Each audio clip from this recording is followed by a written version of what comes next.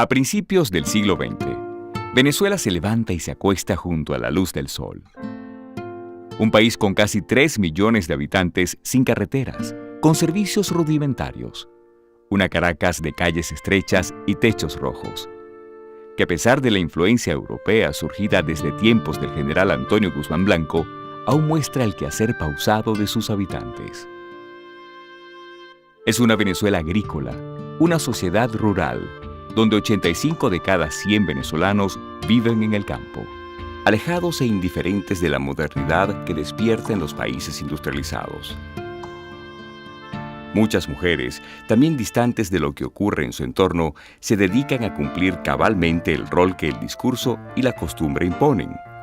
Su espacio se reduce al hogar, su vida se reduce al ámbito privado.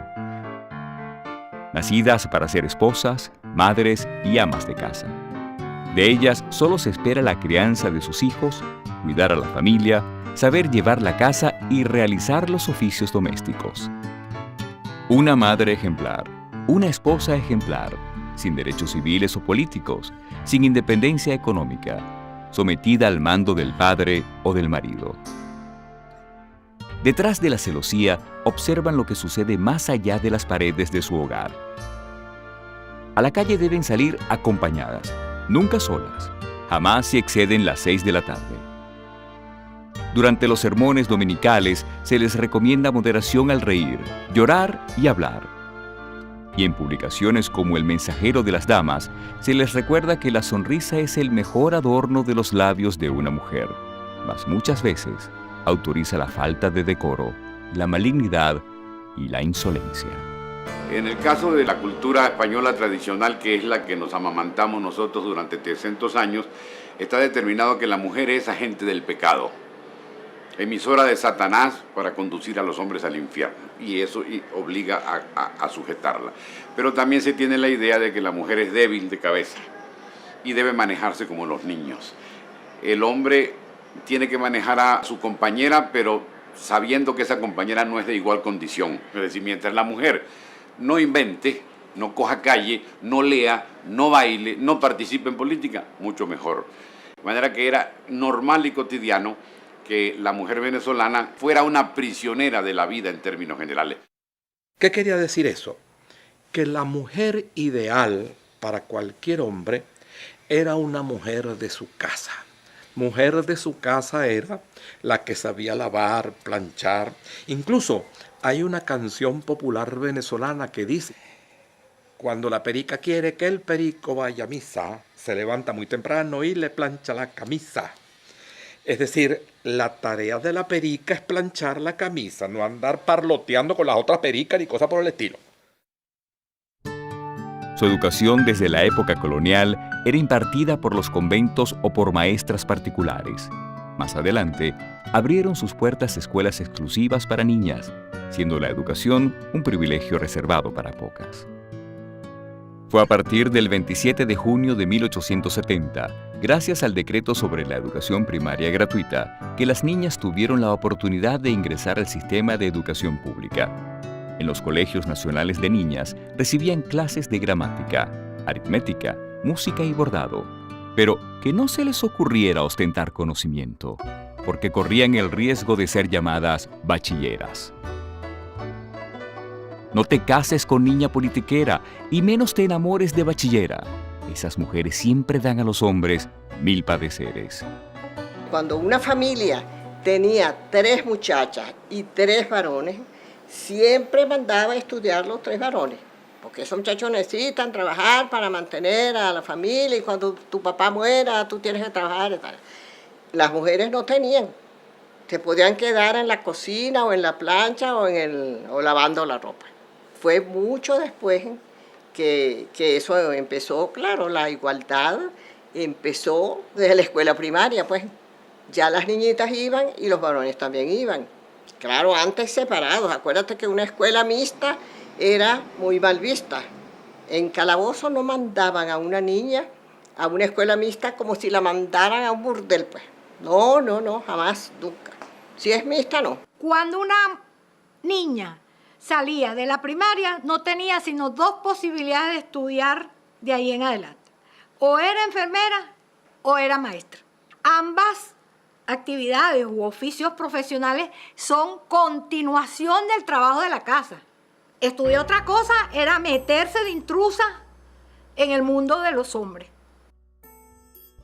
Las mujeres que tienen acceso a la educación solo estudian hasta 6º grado y no se espera que realicen una carrera universitaria, porque su destino es quedarse en la casa esperando con paciencia la llegada de un consorte. Eso sí, que llegue antes de los 25 años, para evitar ser considerada una solterona.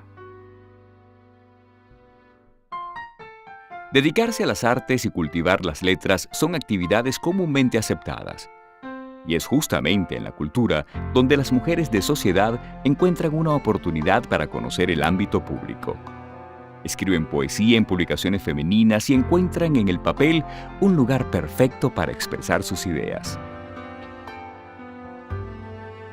Vestidas con sus largas faldas que apenas dejan ver sus tobillos, las veladas culturales y las tertulias benéficas también se convierten en la excusa ideal para traspasar las barreras de lo privado. La cultura le sirvió de camino para abrir la puerta de la casa. Esa mujer que era tutelada, era una figura que necesitaba el permiso del hombre, del hermano mayor, del esposo o del padre.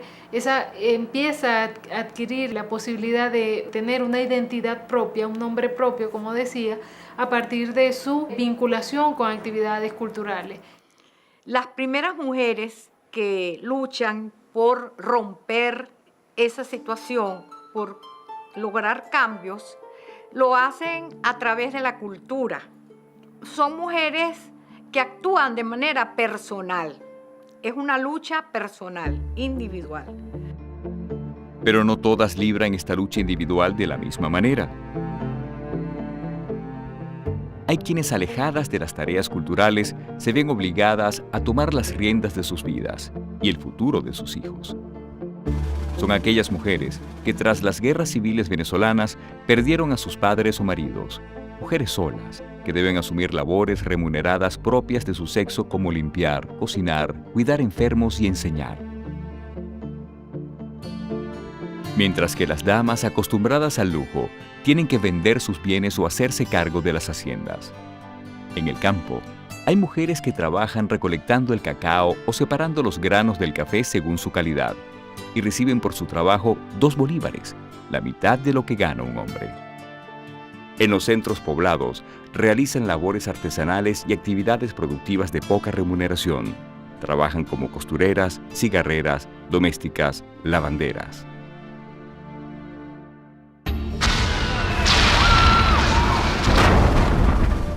Mientras en Europa, con la partida de los hombres a la Primera Guerra Mundial, las mujeres entran al ámbito laboral y hasta se lanzan al campo de batalla. En Venezuela se viven tiempos de dictadura y un proceso de industrialización incipiente. En este contexto, hay mujeres que comienzan a incorporarse al mercado de trabajo como mano de obra local en fábricas instaladas en Maracay.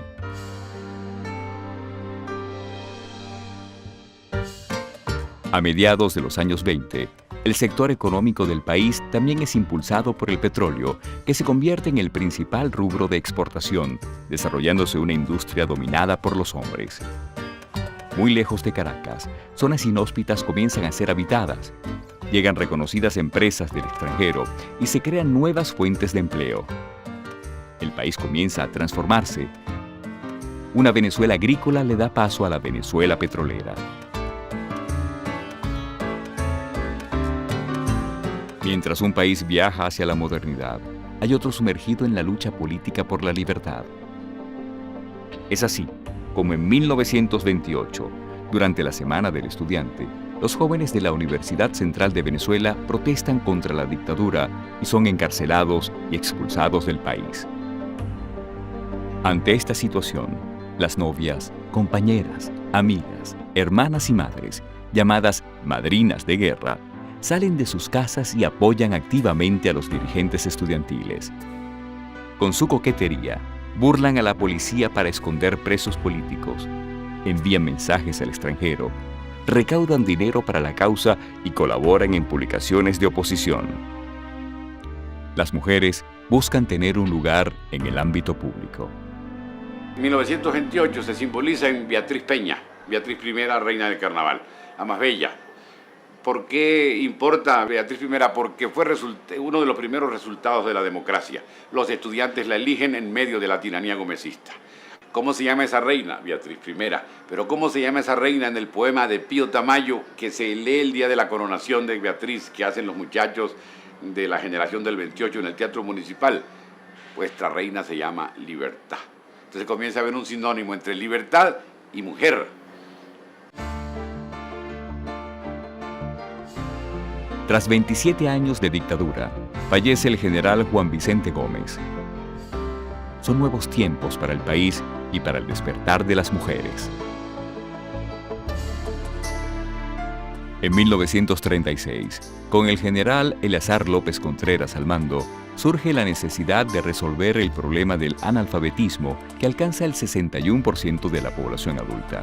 Enmarcado en el programa de febrero, se ejecutan acciones para lograr la masificación de la educación básica y media, logrando incrementar el número de estudiantes en la instrucción superior.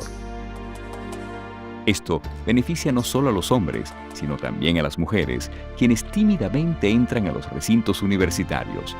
Solo aquellas que, sin importar los dictámenes de la sociedad, deciden emprender una carrera. El caso de Lía Inver se mete a estudiar una de las carreras más consideradas como exclusividad de los varones, que es la medicina. Podían ser enfermeras, pero no médicos. Y ella misma contaba que en su primer día de clase, cuando el profesor de anatomía la ve sentada en su pupitre, le dice: ¿qué hace usted aquí? Vengo a estudiar. Y es que en su casa no tienen oficio para usted. ¿Qué hace usted aquí? Váyase para su casa, que esto es de varones. Yo siempre le decía a mis hermanas: somos 6 mujeres, no tenemos plata, somos feas, no nos vamos a casar, así que estudia todo el mundo. Y todo el mundo estudió. Mi hermana Marucha, que es la que me sigue a mí, fue la segunda mujer ingeniero geólogo en Venezuela. Bueno, pero mi abuela dijo: yo prefiero una nieta de la mala vida y no una periodista. Entonces yo le dije: ay, conmigo vas a tener las dos cosas. Entre 1936 y 1947 se gradúan en la Universidad Central de Venezuela 97 mujeres que representan el 4% del total de egresados, en una sociedad que sigue esperando que ellas sean solo madres y esposas. Para el bebé, para el tocador y para que su baño sea una verdadera delicia, use siempre Flor de Jabón.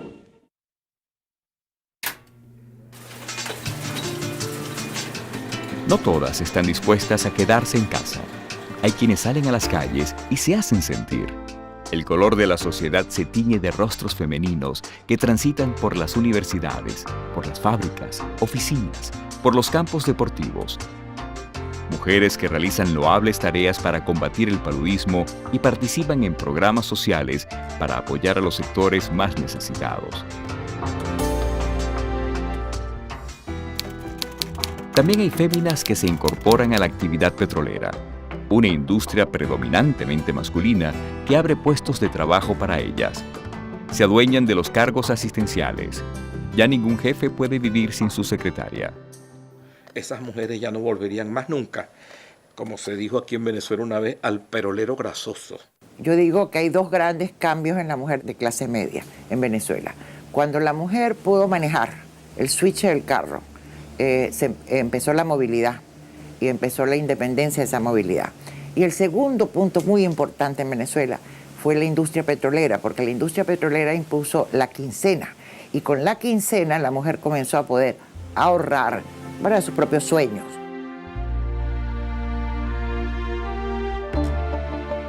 Mientras tanto, el clima de libertades en el país también abre el panorama para aquellas mujeres dispuestas a exigir sus derechos.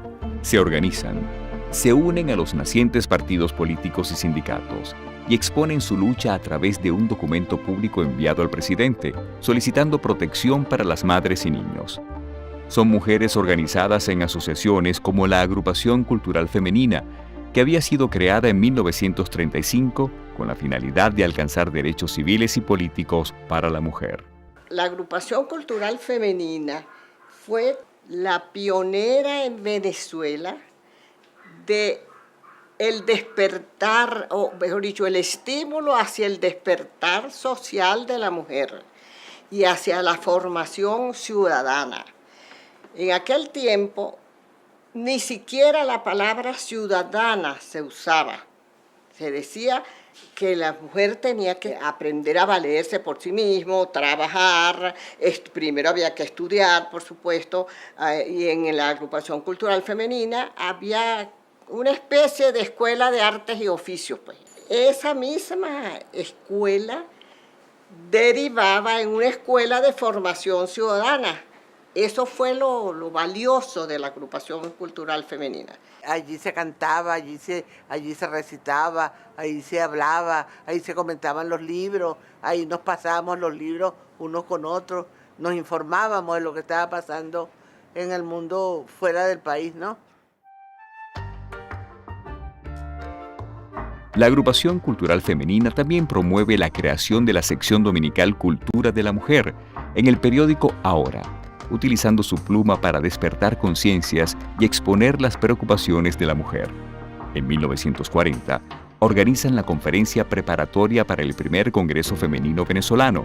Los temas propuestos para discutir son la igualdad de salarios, la reforma de leyes y códigos a favor de la mujer, el derecho al voto, la lucha contra la discriminación de hijos ilegítimos y la simplificación de los trámites del matrimonio y el divorcio.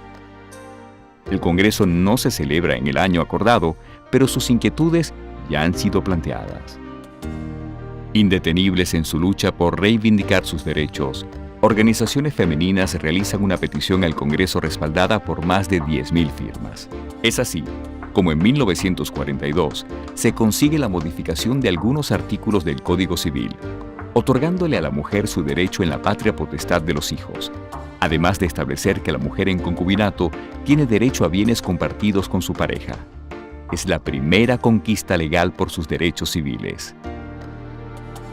3 años más tarde, la Agrupación Cultural Femenina y la Asociación Venezolana de Mujeres crean Acción Femenina, cuyo principal objetivo es la obtención del derecho al voto de las mujeres, pues hasta el momento solo habían votado para escoger a una reina de belleza en el marco de la 7ª Serie Mundial de Béisbol Amateur.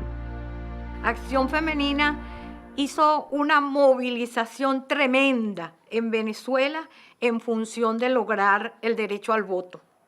Recogieron más de 20.000 firmas en Venezuela y hicieron una petitoria, una introducción de una solicitud al Congreso Nacional y se logró entonces una reforma limitada. ¿Por qué?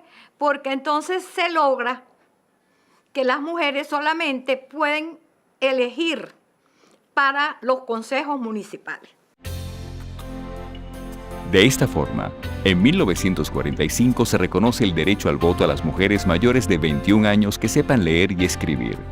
Aún ninguna puede ser candidata ni puede participar en elecciones nacionales.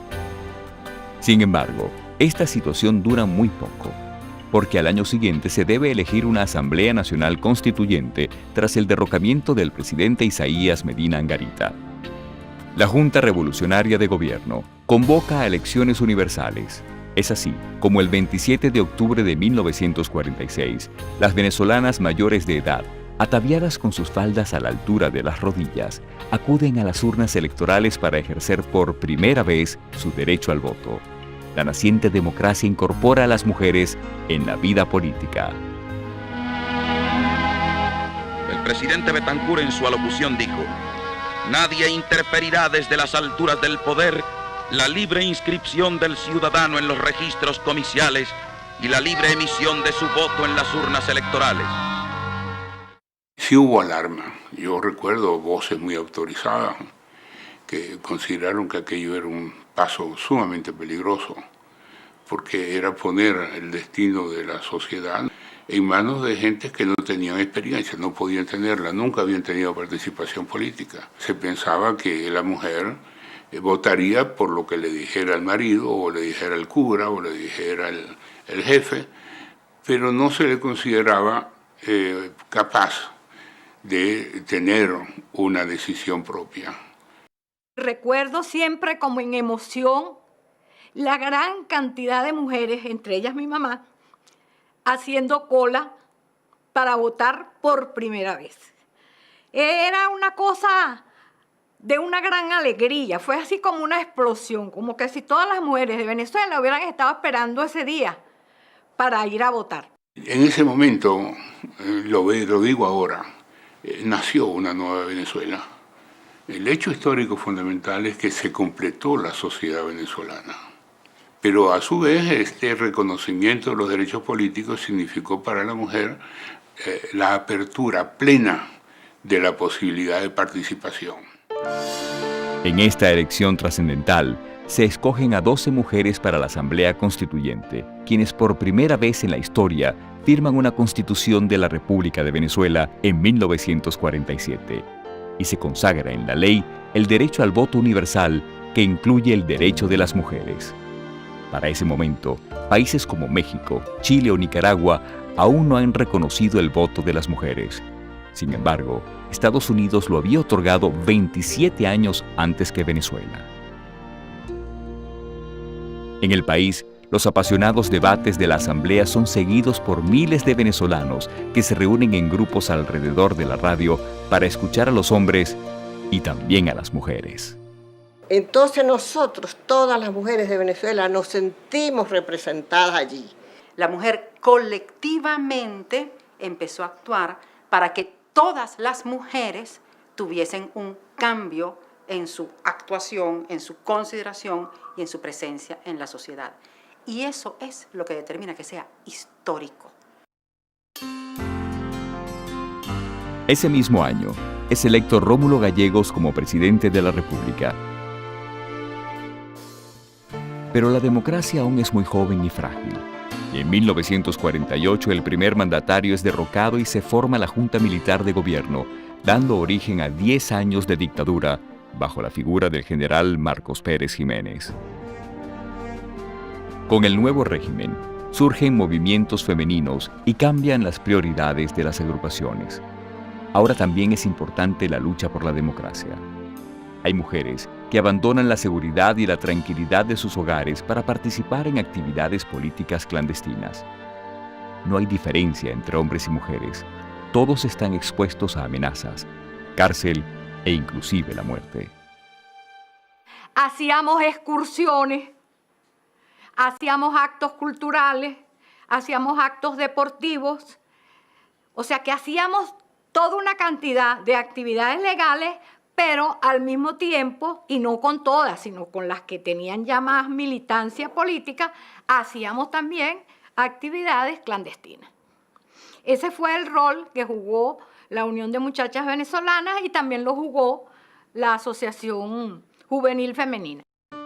Estas agrupaciones femeninas van desapareciendo con el pasar de los años, debido a las presiones de un régimen donde las restricciones contrastan con el impulso de la modernidad. Se inauguran grandes obras de infraestructura y se celebran por todo lo alto los ya tradicionales carnavales.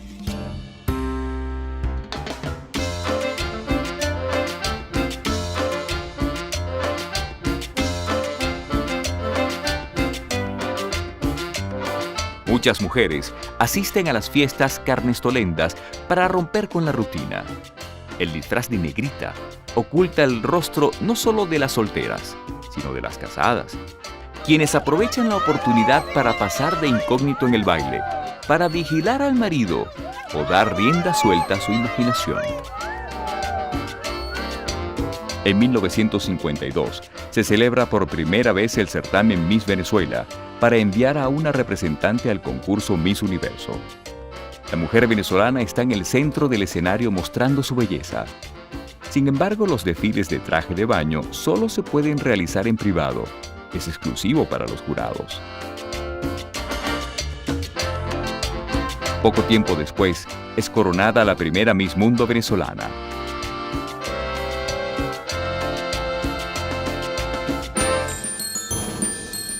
La sociedad está cambiando.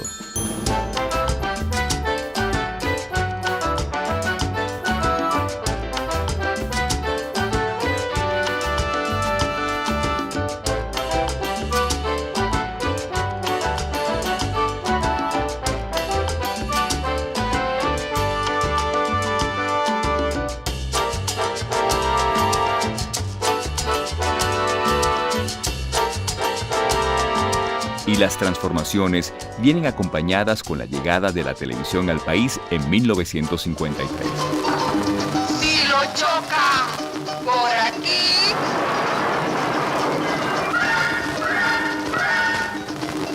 si lo chocan por allá. Los programas transmitidos reflejan a la mujer ideal con caderas anchas, cintura de avispa, cara redonda y boca pequeña, mostrando sus roles tradicionales como perfecta ama de casa. Por su parte, los comerciales de televisión presentan a una mujer que debe ahorrar tiempo para realizar otras actividades. Señora, no pierda su tiempo en esos menesteres. Dios ya se manchó.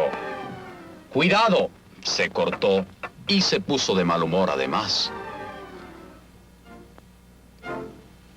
Señora, evite todo eso comprando el puré de tomates Pampero en uno de sus 3 tipos, grande, mediano o pequeño. De la lata a la cacerola, en donde con toda comodidad puede preparar exquisitas sopas.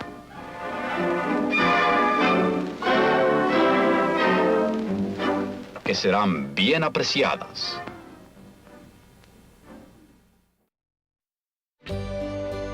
En 1958, la sociedad venezolana recupera su libertad y meses más tarde es electo Rómulo Betancourt como presidente, abriendo paso a una nueva década.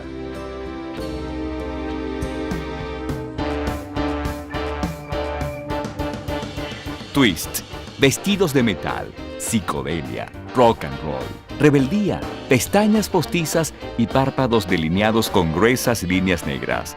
La moda se despide de la discreción de años anteriores. Las mujeres recortan centímetros de tela, convirtiendo a la minifalda en símbolo de liberación femenina, y usan anticonceptivos para lograr el control de su cuerpo. Es la década de los 60.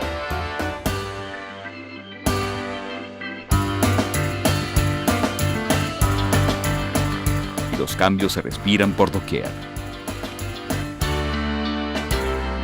Desde el gobierno nace una nueva constitución que establece la igualdad ante la ley sin discriminación de sexo y la protección a la maternidad. Las mujeres se incorporan con más fuerza a la educación superior, sumando durante la década más de 30% de egresadas de la Universidad Central de Venezuela. No solo estudian ciencias médicas y farmacia, sino ingeniería, agronomía y derecho. Si las mujeres están más educadas, obviamente esos años de escolaridad no pueden ser de adornos, tienen que ser utilizados con un fin, y uno de los principales fines es buscar empleo, ¿verdad? Y desarrollarse profesionalmente como individuo. Con el crecimiento económico del comercio, servicios y del sector público, así como con la creación de nuevas industrias durante esta década y las siguientes, se impulsa la necesidad de contratar mano de obra femenina. Para 1960, de cada 100 empleados, 18 son mujeres. Cuando uno compara mujeres y hombres, uno ve que hay una gran proporción de hombres que son profesionales, que son gerentes de empresas o directivos de empresas. Y cuando uno ve los datos, tradicionalmente las mujeres se insertan en ocupaciones que son, digamos, peor remuneradas, ¿verdad? O que tienen condiciones laborales un poco más desventajosas que el resto de la población. Nuevos roles han surgido, pero no todas las mujeres están dispuestas a asumirlos. Algunas aún observan con recelo los cambios que se están produciendo. Otras se han convertido en atentas espectadoras, y las más osadas ya son protagonistas de su propio destino. Los movimientos feministas en el mundo ejercen su influencia sobre Venezuela, y su onda expansiva llega al país a finales de la década de los 60. Las mujeres organizadas retoman su lucha y surgen nuevas agrupaciones como el Movimiento de Liberación de la Mujer, primer grupo venezolano autoconsiderado feminista, fundado en 1969. Empezamos a leer los trabajos publicados en Francia, en Estados Unidos, por las nuevas feministas. Entonces empezamos nosotras a adoptar algunas de esas ideas y se crean aquí en Venezuela el movimiento de liberación de la mujer, ahí es donde nace la presencia, pues no es que nace, sino que se da la presencia del feminismo en Venezuela. Luego surgen otras organizaciones, además del Movimiento de Liberación de la Mujer, el Grupo Personas, el Grupo Miércoles, otro grupo que se llamó La Mala Vida, otro grupo que saboteó o intentó sabotear el Miss Venezuela. ¿Qué era lo que queríamos? Protestar contra ese tipo de concursos, contra la imagen de mujer que proyectaban ese tipo de concursos. La mujer linda, cuya principal función es estar linda, es competir por eso, ¿no? Sobre todo en un país que, como nosotros denunciábamos en nuestros papelitos, había muchísima problemática de desigualdad social, de pobreza. Hay un eslogan que decía el vestido de una Miss, y era cierto, lo calculamos. Cuesta el trabajo anual de una obrera. Nos fuimos y empezamos a gritar todos. Se nos ocurrió de repente Mijaragua, la barra de Mijaragua, ¿no? Y llegamos y ya cuando ellos vieron que era otra cosa, le digo, mira, este es un saboteo, esta es una porquería, necesitamos decir unas palabras. Y decíamos, tenemos unas bombas, esto no sé, si no nos dan el micrófono, vamos a lanzar bombas de nada, mentira. Además de las acciones por los derechos de la mujer, liderados por las nuevas agrupaciones, desde el Estado se impulsa la creación de organismos oficiales para la mujer. En 1974 surge el primer ente gubernamental dedicado a la mujer, la Comisión Femenina Asesora de la Presidencia de la República, con la finalidad de garantizarles una mayor participación en la vida nacional. Ese mismo año, para ofrecer atención integral a los niños de madres trabajadoras, surge el Programa de Hogares de Cuidado Diario, implementado por la Fundación del Niño, organización que había sido creada una década atrás.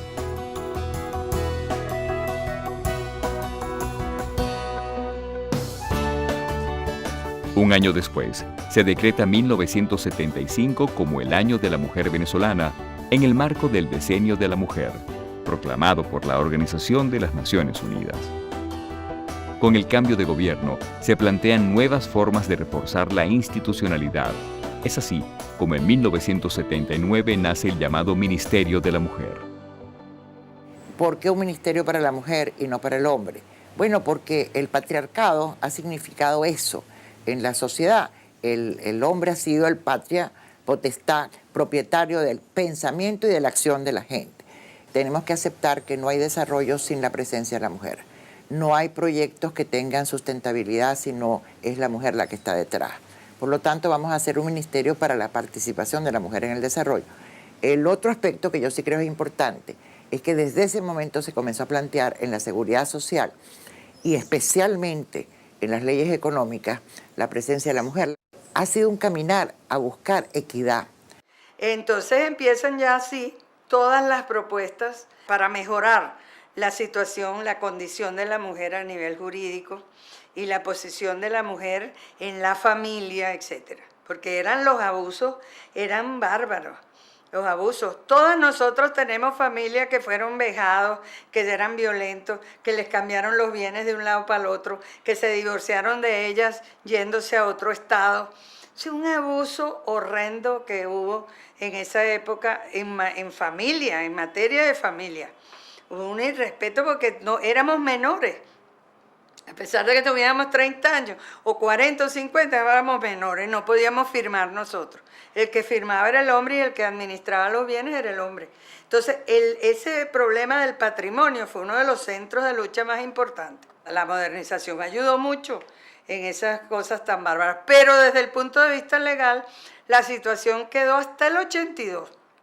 Ese año, la reforma del Código Civil genera un cambio significativo en la condición legal de la mujer, al establecer una serie de disposiciones, tales como la igualdad jurídica de los esposos en cuanto al derecho del patrimonio compartido. Se pone fin a la discriminación entre adulterio femenino o masculino, y las mujeres ya no tienen la obligación de usar el apellido del esposo. Asimismo, se establece la igualdad de derechos para los hijos nacidos dentro y fuera del matrimonio. Las mujeres ocupan un nuevo lugar ante la ley. Su visión de la sociedad, las relaciones de pareja y su percepción del mundo masculino ha cambiado. Su hogar luce distinto con la llegada de aparatos electrodomésticos que facilitan su vida. sus funciones también se han transformado. Cuentan con guarderías y hay quienes distribuyen los oficios del hogar con el esposo. Los nuevos roles adquiridos se ponen en evidencia hasta en las telenovelas. Natalia, de 8 a 9, es una mujer divorciada en una sociedad machista. Juana Crespo es madre soltera y tiene que trabajar duro para sacar a su hija adelante. Y la señora de Cárdenas decide divorciarse de su marido infiel.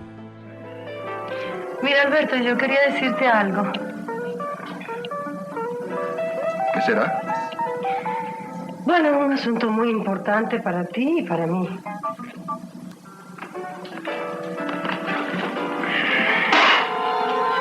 ¿Es? ¿Sí?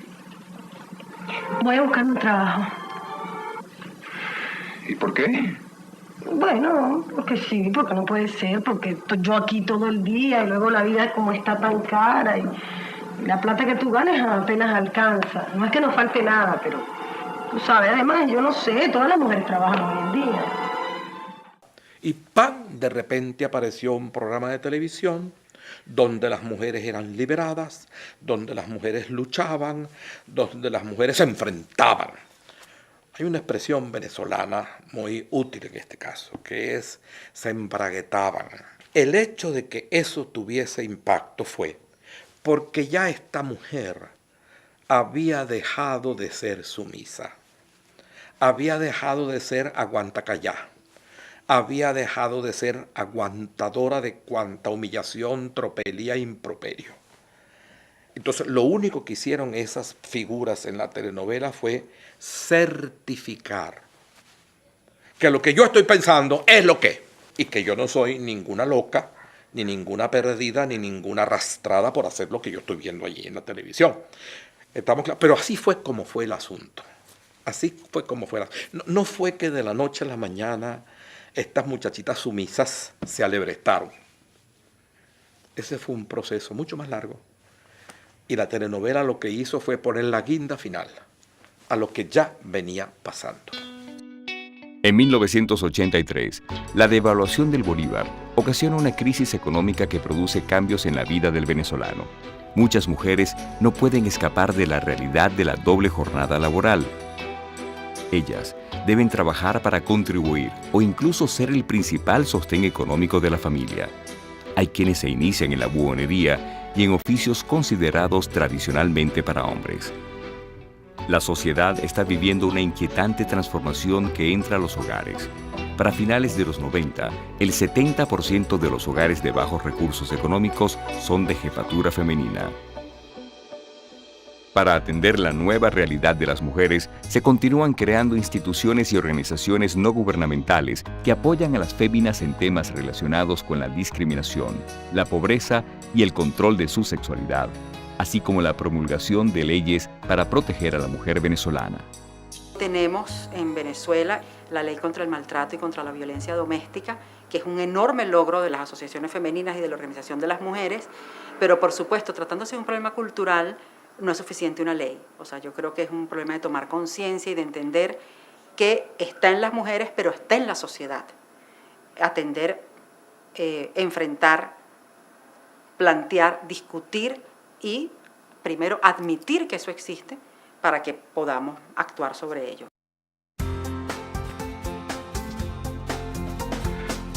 Culminando el siglo XX, ninguna mujer ve pasar su futuro sentada en la ventana. Han ganado espacios que antes eran impensables, imposibles. Cambios que son irreversibles. Sin posibilidad de regresarlas al pasado. Ahora la estructura de la familia es muy distinta. De 1950 al año 2000, las mujeres pasan de tener más de 6 hijos a solo 2. Se casan menos y se divorcian más.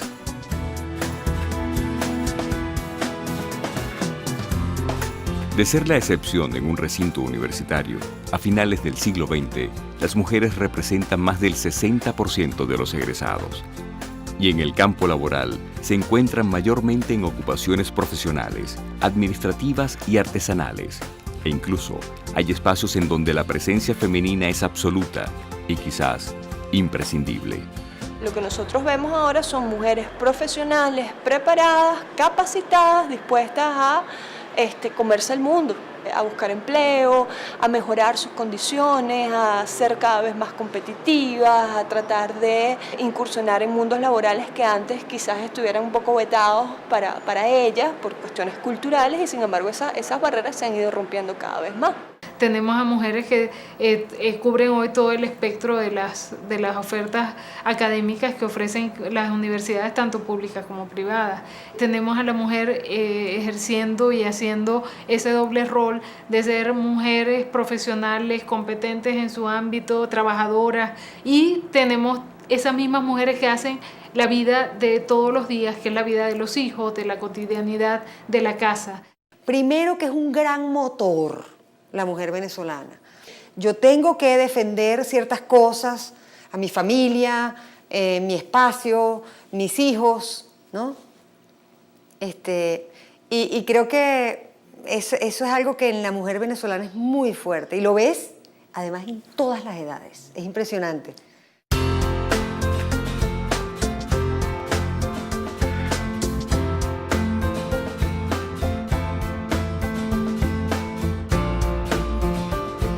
La mujer venezolana se ha convertido en símbolo de la belleza mundial y lucir perfecta forma parte de su cotidianidad. Primero muerta que sencilla, reza el clamor popular. Yo creo que las mujeres venezolanas tenemos, y ahí tenemos que decir que todas, un desarrollado sentido estético. Nos gusta, nos interesa, nos apasiona la estética.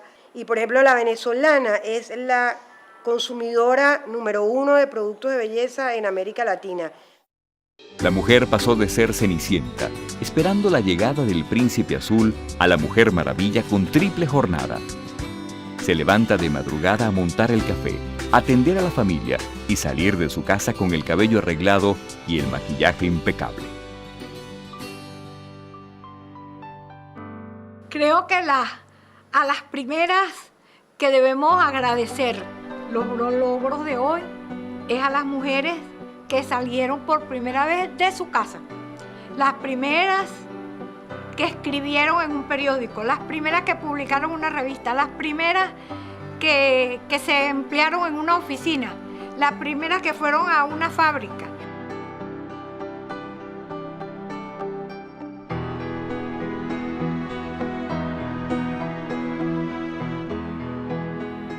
Así como ellas, otras tantas primeras marcaron la diferencia en todas las áreas posibles. Ciertamente ganó la calle y ganó una presencia, una voz, un decir, una capacidad para decir aquí estoy, y estoy masivamente. Si algo está presente en la historia de Venezuela es la energía y el brío de sus mujeres. ¿Cuál es uno de los grandes vacíos? Preparar al hombre para esta nueva realidad. Yo creo que no hay casi ningún ámbito en el cual uno no se sorprenda o no vea con absoluta tranquilidad la presencia femenina. Y eso es definitivamente un rasgo característico de la época y que rompe diametralmente con lo que era el espíritu de comienzos de siglo. La mujer ha dado pasos agigantados y nosotras nos sentimos exactamente iguales, y lo somos exactamente iguales, y hemos logrado que nos respeten como tal. Se conquistó la capacidad de escoger. Testigos de los profundos cambios y de la evolución de la mujer venezolana durante 100 años de historia. No es un atrevimiento afirmar que el siglo XX será recordado como el siglo de la mujer. Ellas lograron romper ataduras, se entregaron a la cultura, salieron a buscar el sustento, ingresaron a las universidades, se convirtieron en ciudadanas, conquistaron espacios públicos, pasaron de ser compañeras a ser protagonistas de su lucha individual y colectiva. Mujeres atrevidas, apasionadas, brillantes, luchadoras, perseverantes, únicas, comprometidas. Todas, desde sus campos de acción, han participado en la construcción del país y ahora se enfrentan a los desafíos del siglo XXI. Tras este largo y fructífero recorrido, ¿habrá algún reto imposible de vencer?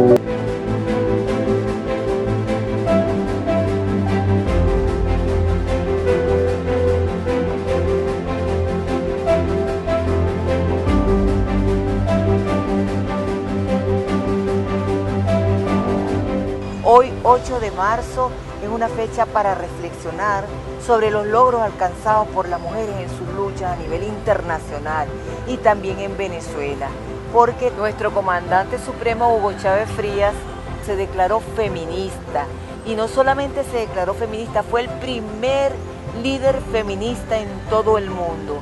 Y desde que Chávez llegó al poder, las mujeres andamos en la calle porque estamos construyendo patria, defendiendo la soberanía, defendiendo el derecho de la otra parte de la población, que son los hombres, porque sin justicia no hay causa realmente que trabaje en favor de la paz. Hoy es un día para proclamar la lucha por la liberación de la mujer. Ese es el día de hoy. Sobre todo a las mujeres que luchan por la justicia social, que luchan por la igualdad, por la liberación de ellas mismas, que es la liberación de nosotros los hombres, es la liberación de nuestros hijos, es la liberación de nuestros pueblos. Soy feminista. Para ella, el amor nuestro y el compromiso de patria socialista. Somos nosotras las mujeres jóvenes que estamos viviendo esa construcción del legado de Hugo Chávez.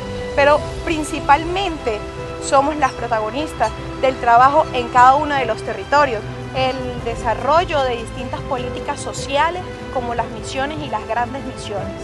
Y dentro de esas grandes misiones de la nueva generación, nuestra misión Venezuela Mujer, que se viene construyendo con los 7 vértices que nos integra a el movimiento de movimientos Josefa Joaquina Sánchez.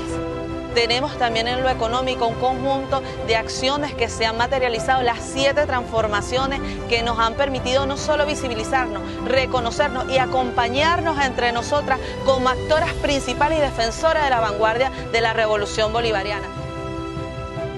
Me siento feliz que ustedes, mujeres, estén en un escalón superior a nosotros los hombres y nos enseñen el camino de la igualdad, de la paz, del respeto, del amor, de la felicidad compartida, de la generosidad.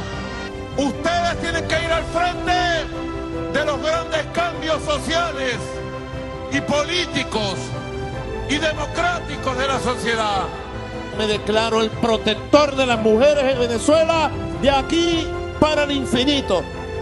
Eso nos ha permitido a la mujer crecernos ante las dificultades. Ante esas dificultades, el pueblo mujer se aglutinó alrededor de nuestro líder, Nicolás Maduro, y empezamos a trabajar de manera unida y de manera articulada. Y hoy tenemos una patria más soberana, más libre, gracias a la fuerza productiva de la mujer venezolana, y estamos dispuestas a seguir avanzando. Y más amor le pondremos a la patria, porque la patria es mujer y la haremos florecer. Felicidades por su día. ¡Que viva la mujer venezolana!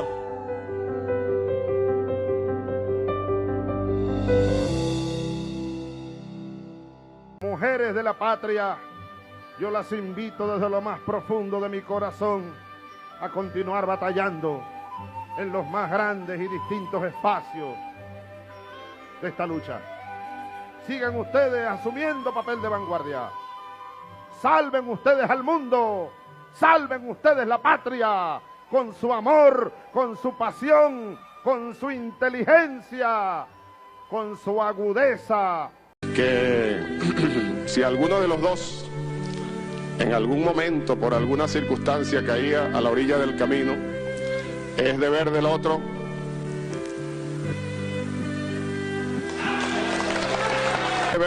tomar el morral y echárselo a cuestas y seguir andando.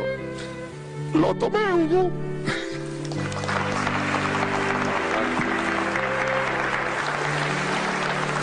Aquí voy con tu morral. ¡No! ¡Viva Chávez, carajo! Chávez ya no soy yo. Es un pueblo. Chávez somos millones. Tú también eres Chávez, mujer venezolana. Tú también eres Chávez, joven venezolano. Tú también eres Chávez, niño venezolano. Tú también eres Chávez, soldado venezolano. Tú también eres Chávez, pescador, agricultor, campesino, comerciante. Porque Chávez no soy yo, Chávez es un pueblo.